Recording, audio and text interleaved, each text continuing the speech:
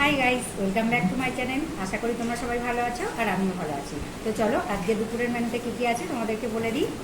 এখানে আজকে বাসমতি রাইস করেছি, আর সাথে আছে পটল ভাজা, আর এখানে আছে পাট পাতার ডাল, আর এখানে আছে সর্ষে ইলিশ। তো চলো তাহলে খাওয়া শুরু করি। আর আমার ভিডিওটি ভালো লাগলে অবশ্যই একটা লাইক, শেয়ার ও কমেন্ট করে দিও, আর আমার চ্যানেলটিকে সাবস্ক্রাইব করে আমার পাশে।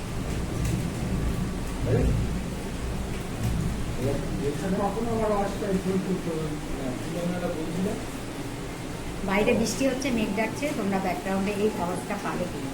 পাবে।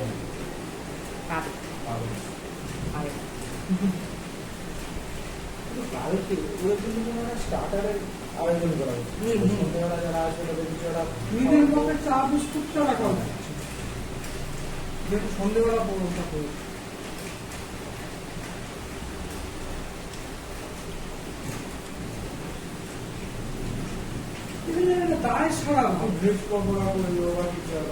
দরকার নেই পাকোড়া খাবো, খালি চা বিস্কুট যদি মারা গেলে সেদিন যাওয়ার কোনো ব্যাপার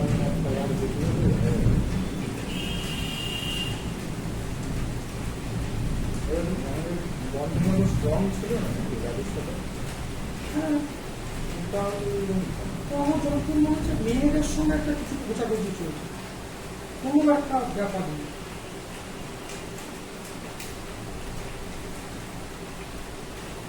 গীতা থেকে তো দেখতেই পেলাম না। তুই কি দেখেছিলি?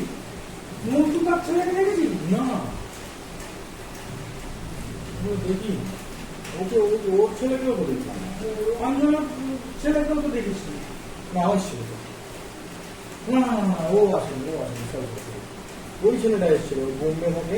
হ্যাঁ, ও এসছে, সুভাষ তার ছেলে। আজকে কথা বলে সুভাষ তার ছেলে এসছে। গাইস তোমরা মনে দেবো না, এই বয়সে বাবা আর বাবা কথা বলছে, একসঙ্গে খেতে বসেছি, আমাদের গোষ্ঠীরও কম। তো ওরা খেতে বসে কথা বলে।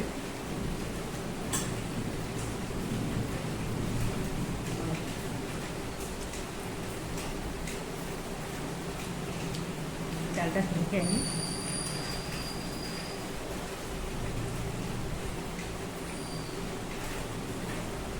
মিষ্টিটা একবার দিয়ে গেল, সেদিনটা রিপিট করে মাছটা রিপিট করেছে, কাতলা রিপিট করেছে। ওটা রিপিট করবে না, ওই মাছটা সেরকম 500 টাকা নিজে তৈরি দাম না, এতটা একসাথে কিন্তু অতটা চলে। একবার হয়ে যাবে, মানে পাবদাটা ওরকমভাবে ভাগ করা। এই দেখ আমার পিস্তাতে ডিম কোথায় আছে, দেখ এটা ফাঁকা, আমার পিস্তা নেই বললেও তো আমরা বিশ্বাস করেছি তোমার কথা। নিয়েছে আগে কোনো মাছেই ডিম নেই। তুমি কেনার সময় দেখেছো কিনা আমি জানি না, তো আমি ধোয়ার সময় তো দেখলাম না একটা মাছেও ডিম থাকে। কেনার সময় বাবা ডিম কিনেছিল, মাছ সঙ্গে এসছে, ডিম যে নেই এটা হতে পারে না।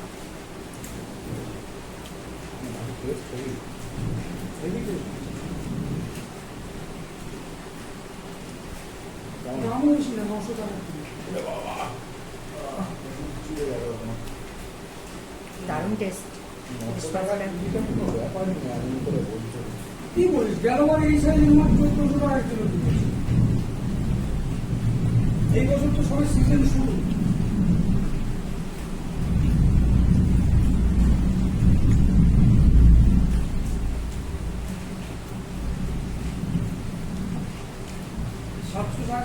সাইজের মাছ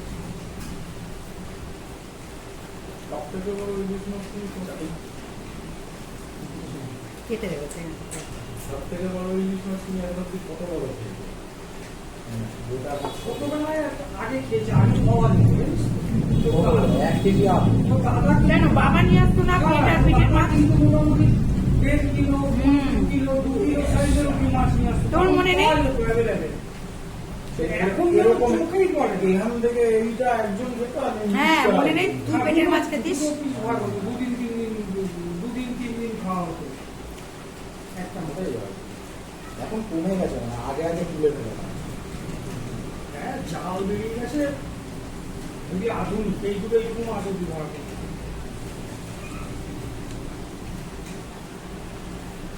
মেশিনে বুঝিয়ে নেয়।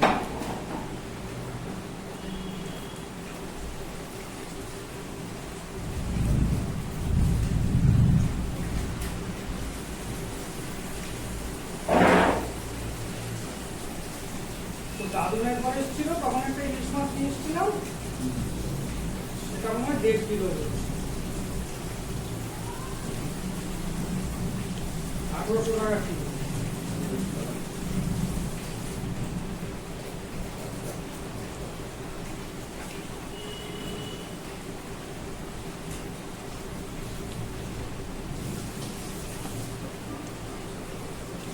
অনেকদিন পরে বৃষ্টি হচ্ছে, আজকে ওয়েদারটা ভালো কিন্তু হচ্ছে। সেই মাছের এই মাছের মতো টেস্ট হয়। এই কালকে মটন হবে নাকি না? খেলে বলবি এনে পাঠিয়ে দেবে।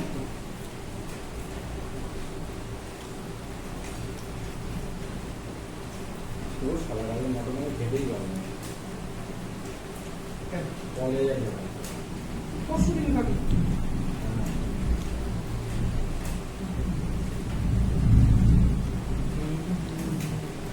কিন্তু রবিবার করিস না, কারণ রবিবার দিন মাংস, তো রবিবার এমনিতে আমরা বেরোবো। হ্যাঁ রবিবার মাংস কিনতে গেলে অনেক সময় লেগে যায়। রবিবার বেরোবি মানে কোথায়?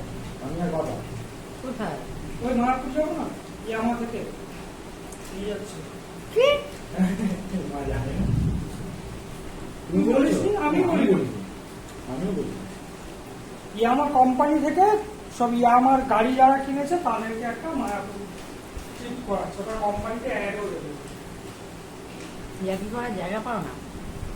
আমি আর কি মারছি না, সত্যিই তাই হচ্ছে। ওই ব্যানিয়ানটি যে রাজারহাটের শোরুম থেকে আমরা বাইক কিনেছি, ওখান থেকেই তৈরি করেছে।